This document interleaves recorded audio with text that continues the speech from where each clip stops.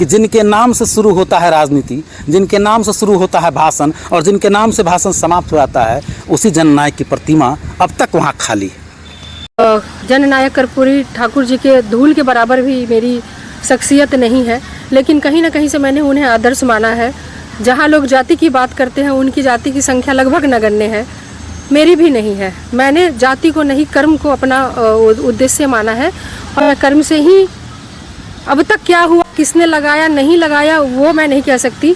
मुझे ये सौभाग्य मिला, जो जननायक कर्पूरी ठाकुर जी की जो कर्मभूमि है, मुझे सौभाग्य मिला उसे अपना कर्मभूमि बनाने का, और मैं आज वहाँ पे काम कर रही हूँ। लगातार चुनाव हारने के बावजूद भी इस बार चुनाव जीतूंगी, कर्पूरी ठाकुर जी की प्रतिमा यहाँ स्थापित होगी, ये मैं आप लोग को बता देना चाहती हूँ। 17 तारीख को जननायक कर्पूरी ठाकुर का पुण्यतिथि है और जननायक कर्पूरी ठाकुर का ही आपको बता दें कि परिहार विधानसभा के सोनबरसा प्रखंड के लोग और जिला के लोग, तमाम लोग ये जरूर जाने कि स्वर्गीय कर्पूरी ठाकुर जिन्हें जननायक कर्पूरी ठाकुर हम लोग सुबह उठे शाम को हो, राजनीतिक लोग हो, सभी लोग नाम लेते हैं।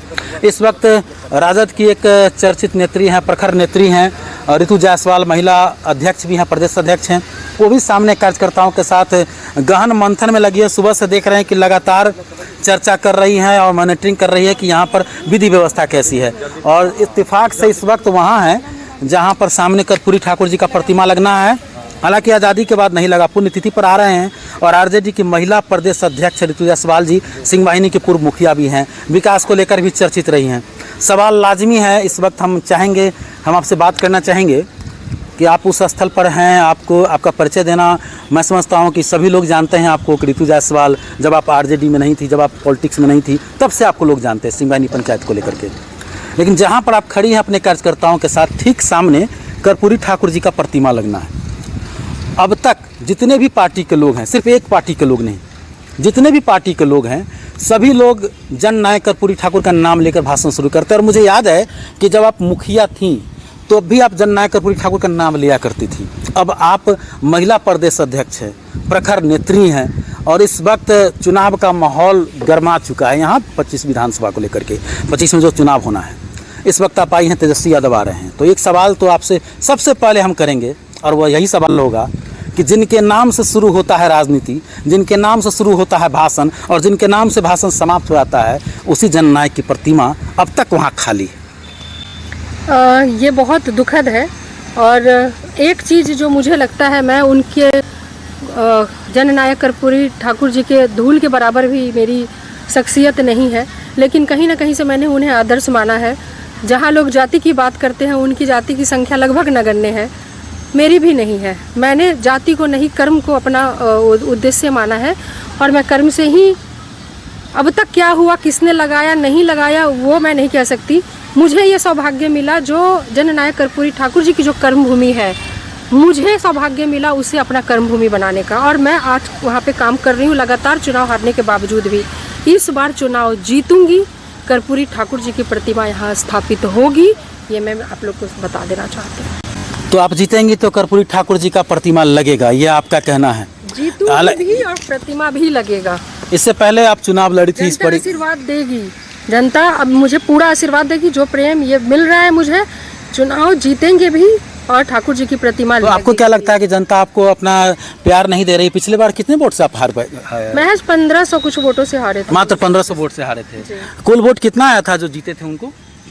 72,000 के करीब। 72,000, मतलब कि लगभग 70,000 के आसपास आपके पास भी वोट आया था? हाँ, उससे ज़्यादा ही था। 70,000 से ज़्यादा वोट आया था। जनता का तो प्यार मिला ना आपको? बहुत मिला, बस वो जीत में तब्दील नहीं हो सकी। इस बार वो जीत में बदलेगी, जनता का आशीर्वाद मिलेगा। और मुझे कर्पूरी ठाकुर जी की कर्मभूमि में, मुझे भी अपने कर्मों को, जो सपना मैंने देखा है यहाँ पे, जैसे कि इतने आज परिहार विधानसभा की अगर हम बात करें, इतने नेता रहे, आते रहे जाते रहे सब लोग, लेकिन आज भी आप किसी विकास का पैमाना आप किसे मानते हो? आपके विकास इस क्षेत्र का हुआ है, उसको तौलने का पैमाना क्या है? सबसे पहले शैक्षणिक संस्थान, क्या एक भी सरकारी बीएड कॉलेज खुलवा सके? यहाँ के कोई भी एक भी सरकारी आईटीआई कॉलेज खुलवा सके? एक भी सरकारी पॉलिटेक्निक कॉलेज खुलवा सके? एक भी सरकारी नर्सिंग कॉलेज खुलवा सके? किसी ने नहीं। तो अब शैक्षणिक रूप से इस जगह को किसी ने सोचा भी नहीं कि शिक्षा के क्षेत्र में क्या किया जा सके।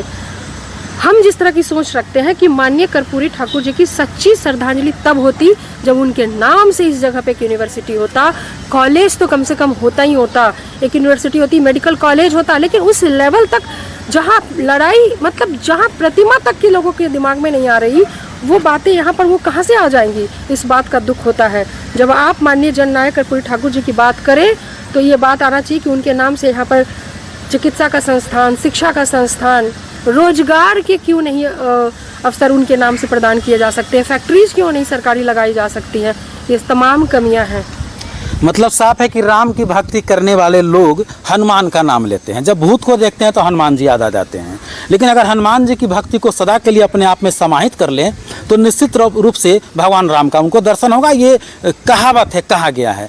नेताओं के लिए भी यही कहा जा सकता है कि विभिन्न पार्टी के लोग, एक पार्टी की मैं बात नहीं कर रहा हूँ, तेजतरा नेत्री हैं, कहा गया है। मुझे याद है कि जब मुखिया थी आप और मैं लगातार उस पंचायत को कवरेज करता था, इसलिए कि बेटियों को जागरूक करने का आप उस समय काम कर रही थी। मैं आपके पंचायत में गया था, आप भी जननायक का नाम लेती थी और आपको लोग कहा करते थे कि भाई ऋतु जायसवाल है जो कुछ कर रही है, मुखिया हैं। उस वक्त आप मुखिया की ही बात किया करती थी। अब आप राजनीति में हैं और शिवहर से चुनाव लड़ी हैं, परिहार से चुनाव लड़ी है। हार जीत अपने जगह पर है, लेकिन आप अपनी धमक छोड़ जाती है वहाँ। तो अब इस बार आप कह रही हैं कि हम जीतेंगे तो ये ऐसा करेंगे। इससे पहले भी नेताओं ने कहा, देखना ये है, इस बात को देखना होगा कि जो तमाम नेता यहाँ से रहे हैं, दिग्गज नेता आरजेडी के यहाँ से रहे हैं, विद्यालय के अध्यक्ष भी रहे हैं।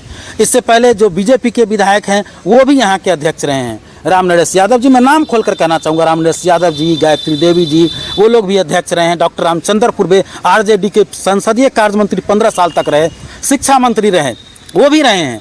लेकिन जननायक कर्पूरी ठाकुर की प्रतिमा नहीं लग पाई थी। अब ऋतु जायसवाल जी कह रही हैं कि जननायक कर्पूरी ठाकुर जी की प्रतिमा हम जीतेंगे तो लगाएंगे। परिहार की जनता इस बात का इंतजार करेगी, आगे आने वाला रिजल्ट कैसा होता है, परिणाम कैसा होता है। लेकिन ये बड़ा सवाल है जो लगातार मैं उठा रहा हूँ। थोड़ी देर पहले सांसद महोदय से मैंने उठाया था, सभी से उठाता रहूँगा और तब तक उठाता रहूँगा। ये मेरा पत्रकारिता धर्म भी कहता है कि जननायक कर्पूरी ठाकुर का जन्म तिथि हो या पुण्य तिथि हो, आप उनके नाम से भाषण शुरू करते हो, उनके नाम से समाप्त करते हो। लेकिन सबसे बड़ी बात यह है कि जननायक की प्रतिमा अब तक नहीं लग पाई है। ऋतु जायसवाल ने बता दिया है कि मैं जीतूंगी तो पहला काम करूंगी कि कर्पूरी ठाकुर का प्रतिमा लगा